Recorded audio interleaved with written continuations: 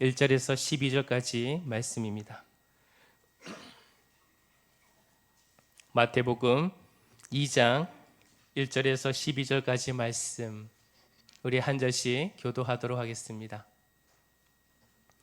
헤롯 왕 때에 예수께서 유대 베들레헴에서 나심에 동방으로부터 박사들이 예루살렘에 이르러 말하되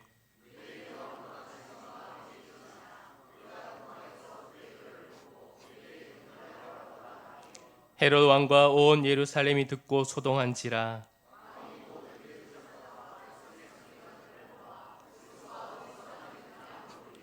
이르되 유대 베들레헴에 오니 이는 선지자로 이렇게 기록된 바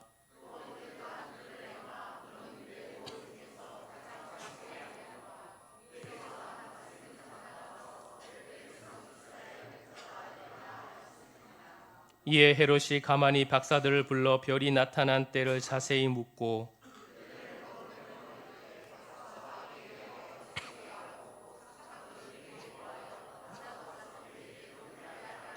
박사들이 왕의 말을 듣고 갈새 동방에서 보던 그 별이 문득 앞서 인도하여 가다가 악이 있는 곳 위에 머물러 서 있는지라.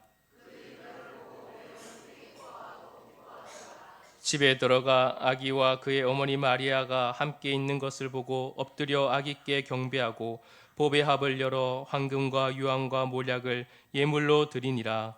그들은 꿈에 헤롯에게로 돌아가지 말라 지시하심을 받아 다른 길로 고국에 돌아가니라. 아멘. 할렐루야.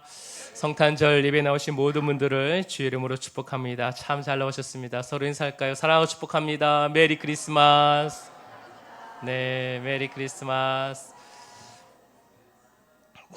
네, 기쁨의 성탄절을 보내고 계십니까? 네, 아직도 이게 하트를 꽂고 계시는 분이 계시는데, 네, 보기 좋습니다. 네, 성탄절 발표할 때 참 은혜롭고 즐겁고 행복한 시간이었습니다. 또 이렇게 성탄절 예배의 아침에 여러분 기쁨으로 주의 자리에 경배하러 오신 여러분들을 주의 이름으로 축복하고 또 사랑합니다.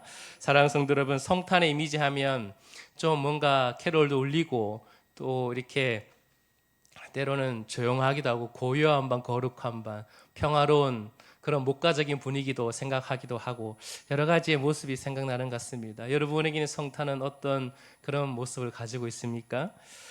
여러분, 성탄이 항상 고요한 밤, 거룩한 밤은 아닌 것 같습니다. 오늘 말씀을 보니까 오늘 마태복음 2장의 분위기는 전혀 고요한 밤, 거룩한 밤이 아니라 3절 말씀 보니까 무엇이 일어났습니까?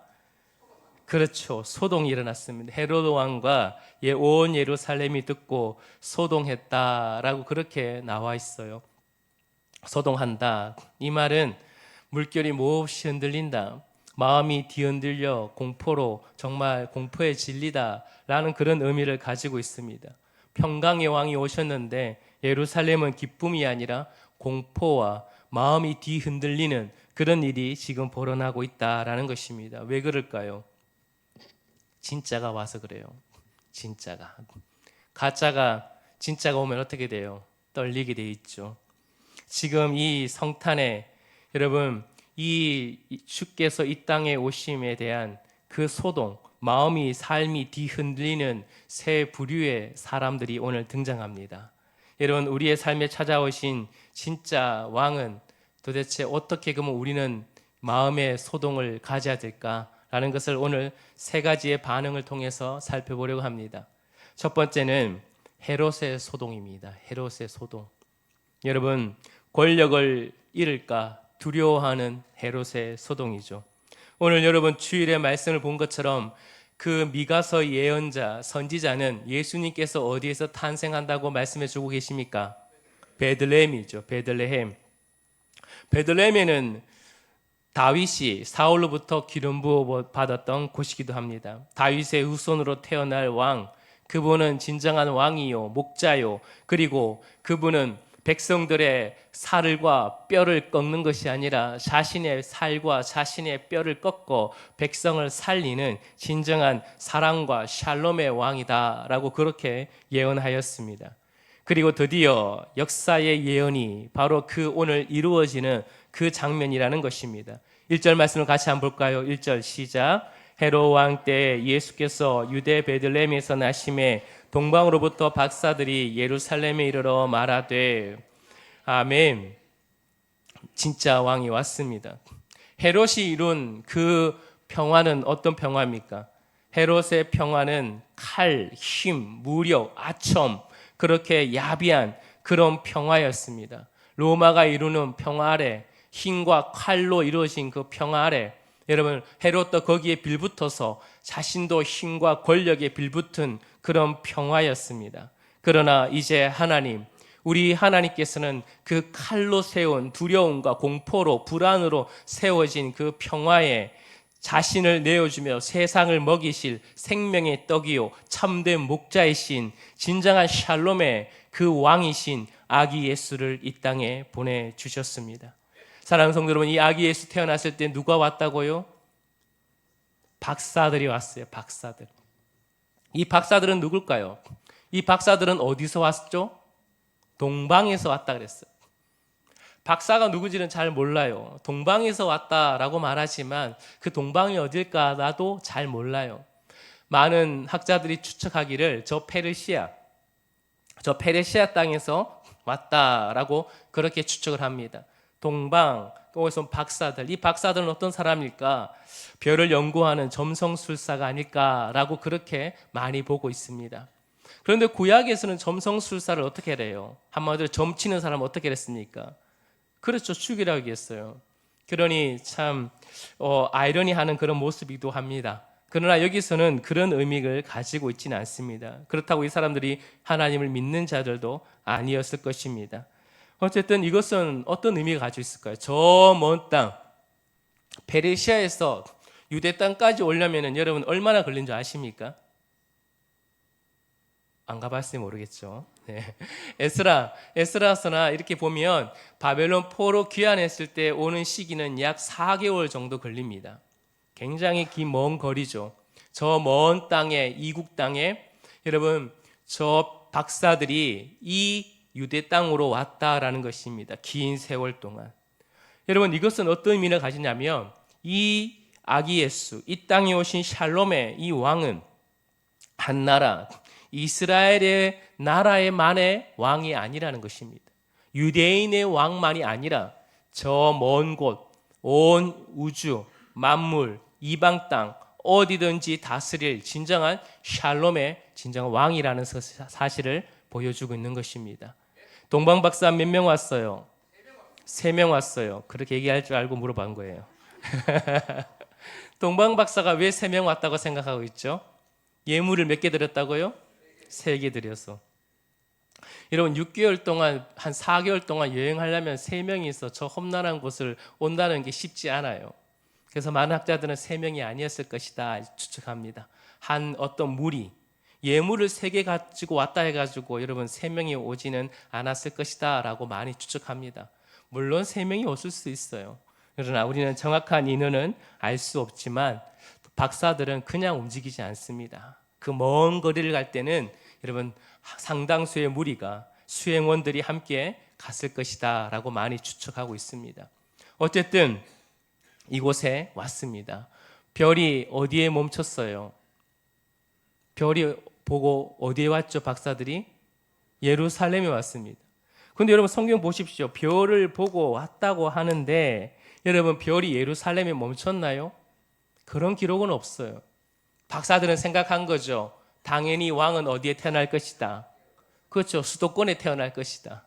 그렇죠. 수도권 중에서도 어디 왕궁에 태어날 것이라는 그런 추측 속에 당연하게 이 예루살렘을 향해 가고 있던 것이었습니다. 여러분 이렇게 가면서 참 이 박사들이 똑똑한 줄 아는데 좀 약간 멍청한 것 같아요. 왜 그럴까요? 여러분 헤롯 왕에 가가지고 뭐라 불러요? 유대인의 왕이 어디 있느냐 이렇게 물어요. 여러분 같았으면 기분 좋아요, 싫어요? 굉장히 기분 나쁘죠, 그렇죠? 여러분 2절 말씀 보십시오.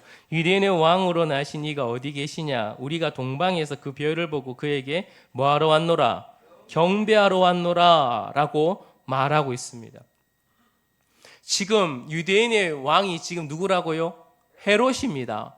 헤롯이 지금 버젓이 어떻게든 왕권을 유지하기 위해 정말 헤롯은 굉장히 간사한 사람이었습니다. 그는 원래 유대 출신 사람이 아니라 저 에돔 출신이에요. 한마디로 에서의 집안 출신이라는 것입니다. 한마디로 혈통이 조금 달라요. 그런 가운데 이 유대의 왕이 되기 위해 로마에 빌붙고 어떻게든 자신의 자리를 유지하기 위해 아내도 죽이고 자녀들도 죽이기까지 하며 정말 잔인한 독재를 그렇게 행하며 이 자리를 지켜왔습니다. 그런데 헤롯은요, 정치는데 잘했어요. 그래서 이 이스라엘 백성들에게 최대한 정치를 잘하려고 노력했던 그런 왕이기도 합니다. 그래 어쨌거나 자기가 지켰던 이 자리, 근데 어느 날 갑자기 웬 저 멀리서 이국복장을 하고 온 이교도적인 사람들이 와가지고 왕이 어디 있느냐라고 말하는 거예요. 나를 찾는 줄 알았더니 새로운 왕이 태어났으니 내가 그에게 경배하겠다라고 말하는 것이죠. 여러분 참 당황스럽고 정말 어리둥절한 그런 상황입니다. 헤롯은 어떻게 합니까? 대제사장과 서기관들을 모아서 묻죠. 4절 말씀 볼까요? 4절 말씀 뭐라 얘기합니까? 왕이 모든 대제사장과 백성의 서기관들을 모아 그리스도가 어디서 나겠느냐 물었다 그렇습니다. 물어보았어요. 그랬더니 여러분 뭐라고 대답하고 있죠? 5절과 6절 말씀에 어디서요? 베들레헴에서 태어날 것이다 라고 그렇게 말해주고 있다라는 것입니다. 그리고 나서 이것을 딱 듣는 순간 여러분 헤롯은 뭐라 불러요? 가만히 박사들을 부릅니다. 불러서 별이 나타난 때를 자세히 묻죠. 이 가만히 자세히 이 말은 뭐냐면 정치적인 관계를 말하는 거예요. 헤롯이 아기를 찾아가서 뭐라 합니까? 나도 경배하겠다. 나도 경배하겠다. 여러분 정말 그럴까요? 8절 말씀 보니까 베들레헴으로 보내며 이르되 가서 아기에게 대하여 자세히 알아보고 찾거든 뭐하라? 내게 고하여 나도 뭐하리라? 경배하리라. 네, 여러분 정말 헤롯은 경배하기 위해서 그것을 물었나요? 아니죠. 뭐하기 위해서? 그렇죠. 죽이는 건 아니고, 네, 그렇죠. 그 아이를 없애려고 그렇게 생각했던 것이죠. 이 아기 예수의 이 탄생의 장면은 마치 모세의 그때랑 정말 비슷한 그런 장면이기도 합니다. 포악한 성격이 그대로 드러나고 있죠. 아주 능청스러워요. 여러분 헤롯의 첫 번째 소동이 뭡니까? 여러분 무슨 소동이에요? 나의 권력, 나의 왕권, 나의 이 자리, 내가 주인된 이 삶의 자리에 여러분 진정한 왕이 왔을 때 소동이 일어나는 것입니다. 내 마음이 뒤흔들리기 시작하는 것이에요. 불안합니다. 그래서 어떡하죠? 그 사람을 밟아서 내가 올라가야 되는 그런 욕심과 이기심과 탐심이 일어나게 되는 것이죠. 사랑하는 성도 여러분, 현대인들에게 가장 큰 소동은 무엇입니까? 내 인생은 누구 거? 내 거. 예수님이 오셔서 네 인생은 네 게 아니라 내 거야 라고 말할 때 기분이 좋아요, 싫어요? 불편합니다. 간섭하지 마세요. 주님 다 좋은데요. 내 자식은 건드리지 마세요. 주님 다 좋은데 내가 선택하는 것에 대해서는 노터치 하십시오. 내 재산요. 여러분 내 모든 것은 땀 흘려 수고했고 이제 나의 인생의 계획, 노년의 그런 모습을 내가 계획하고 있으니 도와줄 만큼 도와주고 어느 순간 있으면 좀 빠져 계십시오. 핸들은 내가 잡겠습니다. 그렇게 말하는 거예요. 여러분 이 시대에 진정한 네 인생의 왕이 오셨다라고 말하면 불안해합니다. 굉장히 불안해하죠. 여러분 알고 계시죠? 여러분의 마음은 어떻습니까? 헤롯의 소동이 여러분 마음에 있습니까? 여러분 마음에 진짜 지금 예수가 오심으로 말미암아 네 인생은 이제 내 거야. 너의 진정한 주인은 나야. 너의 자녀도 주인은 바로 나야. 너의 재산도 주인은 나야. 라고 말했을 때 여러분에게 지금 흔들림이 있습니까? 불안하고 있습니까? 그럼 여러분은 가짜 왕을 섬기고 있는 것입니다. 여러분 자신을 섬기고 있어요. 이 자리에 앉아 있지만 예배를 드리지만 끊임없이 내 인생의 주인, 나의 왕은 나라는 사실을 여러분 계속 붙들고 있는 것입니다. 여러분 이 소동이 있을 때 여러분 다시 한번 여러분에게 다시 되물으셔야 됩니다. 나의 왕은 누군가? 나인가? 아니면 진정한 이 땅에 오신 예수 그리스도이신가? 여러분, 두 번째로 여러분 또 소동이 일어난 사람들이 있죠. 누구냐면 종교 지도자들입니다. 종교 지도자들, 여러분 헤롯이 물었을 때 5, 6절 말씀에 여러분 예수가 어디에 태어난 것을 알고 있었어요? 모르고 있었어요? 알고 있었습니다. 정확하게 알고 있었습니다. 여러분 동방의 박사들뿐만 아니라 이 대제사장, 이 서기관들은 어떤 사람이라 그랬어요? 율법에 탁월한 전문가입니다. 율법을 줄줄줄 외우는 사람들이에요. 그러니 여러분 이 구약의 말씀을 읽어본다면 메시아가 어디서 태어날 거라는 사실은 누구보다도 더 잘 알고 있던 사람이었습니다. 여러분 근데 놀라운 사실은 뭐죠? 베들레헴에서 태어날 사실을 알면서도 여러분 그들의 사실은 놀랍게 여기면서도 그들의 발걸음은 지금 베들레헴으로 한 걸음도 움직이고 있지 않다라는 것입니다. 머릿속으로는 빠삭해요. 분명히 머릿속으로는 지식이 넘쳐나고 있습니다. 그런데 삶의 자리에 손 하나 발 하나 여러분 마음 하나 아무런 하나 까딱거리지 않는 그런 모습, 여러분 그런 소동이 우리에게도 올 수 있다라는 것입니다. 현대인들에게 여러분 성탄절 하면 너무나 잘 알죠. AI 시대에 성탄의 의미가 뭔가 따다닥 치면 여러분이 생각하는 것보다 엄청난 데이터, 빅데이터가 여러분에게 그 자세한 이야기를 알려줄 것입니다. 성탄이 어떻게 생겼고 어떻게 유래되었으며 지금 메시아가 오셔서 어떤 일을 했다라는 것을 너무나 잘 알려주는 시대입니다. 여러분 근데 알면 경배하러 오나요? 알면 예배 자리에 오나요? 알면 여러분의 그 놀라운 하나님의 말씀을 알면 여러분의 발이 순종의 걸음으로 걸어가고 있습니까? 예수님은 나의 목자십니다 라고 우리는 끊임없이 이 시대에 외치고 있습니다. 여호와는 나의 목자시니 내게 부족함이 없습니다 라고 그렇게 외칩니다. 진정한 샬롬이 하나님께 있습니다. 예수 샬롬의 왕, 평강의 왕이 내 안에 옴으로 인해서 나는 진정한 평강을 누립니다 라고 말은 하는데 여전히 여러분의 샬롬은 뭘 잡고 있습니까? 돈을 잡고 있지 않습니까? 명예를 잡고 있지 않아요? 다른 엉뚱한 것을 그걸 잡으면서 다시 마음의 안도감을 여러분 그렇게 누리려고 하고는 있지는 않습니까? 종교적인 모습이 화려하다는, 여러분 화려한 형식 속에 갇혀 있지만 그 마음의 심장에 복음을 향한 뜨거운 마음이 없어요. 말씀을 내가 어떻게든 지켜야 되겠다. 내가 정말 주님의 경배의 자리로 가야겠다. 예배의 자리로 가야겠다. 그 뜨거운 주를 향한 사랑하는 마음이 우리에게 너무나 식어 있지는 않느냐는 거예요. 종교인들은 지금 이 소동을 하고 있는 거예요. 그냥 시끄러울 뿐이에요. 그냥 그 왕이 왔다는 소식이 있었지만 그것이 내 마음에 혼돈을 주고 마음이 불편하긴 하지만 전혀 움직이지 않고 있는 그런 소동 속에 있는 이 종교 지도자들의 모습이라는 것입니다. 여러분 세 번째 소동을 겪은 사람은 누구죠? 바로 동방의 박사들의 소동입니다. 참 아이러니하죠.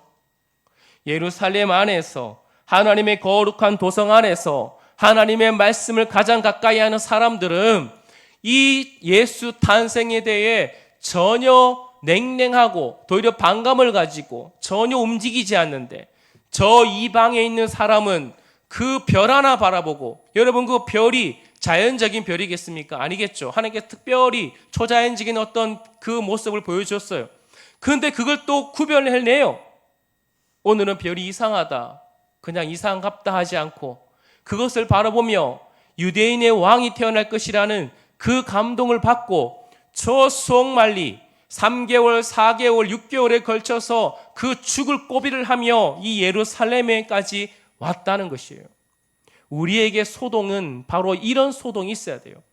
왕이 태어났다는 사실에 나의 권력과 나의 욕심과 내 자리가 빼앗길까 봐 두려워하지 말고, 또 나의 지식과 나의 아는 것에 멈추는 것에 불안해하지 말고, 우리는 오직 주의 왕이 오심에 대해 설레임과 기쁨의 소동이 우리에게 있어야 될 줄 믿습니다. 여러분 또한 무엇이 필요합니까? 그냥 오는 것이 아니에요. 어떻게 왔어요? 세 가지 예물 뭐 들고 왔죠? 황금과 유황과 몰약입니다. 황금은 여러분 잘 아시다시피 왕을 상징하죠. 유황은 그분의 하나님이 됨을 상징합니다. 여러분 몰약은 뭐예요? 그의 죽으심을 상징하는 거예요. 그리고 그분이 진정으로 이 땅에 오셔서 그분의 이 땅의 진정한 왕이시요, 그분은 참된 하나님이시요, 그분의 생명을 십자가에 내어놓으시고 그리고 죽음으로 말미암아 모든 죄를 해결하실 진정한 구원자이심을 지금 저 이방의 박사들이 그것을 예물을 통해 고백하고 있는 것입니다. 사랑하는 성도 여러분, 초라하기 짝이 없는 주님이 이 베들레헴의 한 마구간에서 태어나셨다라는 것입니다. 왕이 그곳에 임함으로 말미암아 하나님의 놀라운 임재와 그 땅의 거룩한 은혜가 일어났다는 것이에요. 여러분, 진정한 소동은 바로 이런 소동이 일어나야 되는 것입니다. 여러분, 우리 삶의 왕을 모실 때 여러분 그러므로 어떻게 맞이해야 될까요? 첫째는 뭐냐면 내 왕국이 무너졌다는 사실에 대해서 기뻐하십시오. 나의 철옹성 같은 나의 아직과 고집과 욕심, 내가 세운 자존심, 나의 삶의 계획이 진정한 왕이 오심으로 말미암아 무너졌다는 사실을 여러분 기뻐하시기를 축복합니다. 여러분보다 더 잘하는 분이 누구세요? 우리 하나님이십니다. 그 하나님이 여러분의 왕이 되시면 여러분의 모든 삶을 여러분의 계획과 생각보다 더 넘치도록 완전하게 이끌으시고 인도하실 우리 주님이십니다. 그리고 여러분이 세운 고집과 아집과 힘과 노력과 계획으로 세운 그 왕국은요, 불안합니다. 누군가 쳐들어오면 뭔가 조금 부족하다 보이면 늘 불안함이 있어요. 평강이 없어요. 그러나 우리 주님이 왕이 되시면 우리는 그분 안에서 안전하고 진정한 샬롬을 누리는 줄 믿으시길 축복합니다. 또한 여러분, 두 번째로 베들레헴으로 발걸음을 옮기십시오. 왕이 오셨다면 여러분 멈추지 마십시오. 여러분에게 말씀이 다가오셨다면 여러분 그분 앞에 나아가 가장 낮은 자리, 가장 여러분 아무도 주목하지 않는 자리까지 여러분의 말씀 들고 그분의 말씀에 순종하는 여러분 되기를 주의 이름으로 축복합니다. 여러분, 우리는 그렇게 해야 돼요. 소식만 머리만 큰 자가 아니라 우리의 손과 발이 주님의 발과 손이 되어서 우리는 주님이 우리를 부르시고 가라는 그곳까지, 가장 낮은 자리까지 여러분 그렇게 우리는 순종하며 그렇게 가야 될 때 그곳이 어떤 작은 베들레헴이라 할지라도 어떤 취약한 곳이라 할지라도 우리가 복음 들고 나아갔을 때 그곳에 주의 영광을 선포했을 때 그 땅은 거룩한 주님의 나라가 임하는 베들레헴, 하나님의 은혜가 충만한 그런 놀라운 영광의 자리가 될 줄 믿습니다. 사랑하는 성도 여러분, 마지막으로 하나님의 보호하심과 신뢰하심을, 인도하심을 믿으시길 축복합니다. 왕으로 오시면요, 하나님께서 우리를 보호해 주세요. 12절 말씀 보십시오. 박사들이 헤롯에게 돌아가지 않고 어디로 갑니까? 다른 곳으로 가버려요. 만약에 박사들이 헤롯에게 다시 돌아가서 말했다면 박사들은 어떻게 될까요? 죽죠. 박사들은 죽습니다. 그리고 어리석은 그 헤롯은 진정한 왕의 위협을 가할 수 있게 되는 것이죠. 사랑하는 성도 여러분, 우리 하나님께서 미가서를 통해서 뭐라 말씀하셨죠? 너희들이 그렇게 어려움 속에 있다 할지라도 하나님은 우리를 구원하시고 베들레헴에서 태어날 왕은 무엇과 무엇으로 우리를 보호하신다고요? 7 목자와 8 군왕을 보내셔서 우리를 그냥 내버려 주지 아니하시고 우리를 천군 천사를 동원하여 우리를 보호하신다고 말씀하셨습니다. 오늘 이 박사들을 보호하신 것처럼 오늘 우리를 또한 보호해주고 있는 줄 믿으시길 축복합니다. 올 한 해 2025년 한 해 여러분 정말 우리 안에 하나님의 보호하심을 여러분 고백하시고 있습니까? 여러분 2026년 여러분 기대하고 있습니까? 불안해하고 있습니까? 아무것도 염려하지 마십시오. 진정한 우리에게 왕이 오신 우리 주님께서 우리보다 앞서 우리를 인도하고 계심을 믿으시길 축복합니다. 여러분 왕께 엎드리고 왕께 경배하고 그분 앞에 내 모든 것을 내어놓았을 때 그분이 일어서서 우리를 눈동자가 지키시고 우리를 이렇게 세우시며 함께 승리의 찬양을 우리에게 부르게 하실 것입니다. 사랑하는 성도 여러분, 왕이 나셨습니다. 베들레헴에 나셨고요. 그리고 여러분의 심령에 진정한 왕이 여러분 임하시기를 축복합니다. 여러분 그러므로 한 주간 이 성탄의 남은 시간들도 연말도 성탄의 기쁨을 기뻐하며 진정한 왕이 오심 앞에 우리가 무릎 꿇고 경배하며 주님의 영광을 위해 이 기쁜 소식을 전하는 저 여러분 되길 주의 이름으로 축복합니다. 우리 함께 일어나셔서 우리 찬양할까요? 기쁘다 구주 오셨네. 우리 찬양합시다.